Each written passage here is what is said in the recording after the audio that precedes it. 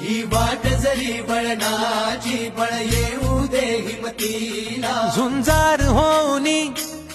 ललकार आसमानाला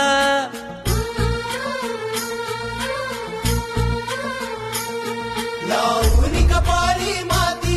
घ्यायचे पक्षी तिच्या पाठी हुंकार भरारीसाठी पेटू दे मनाच्या वाती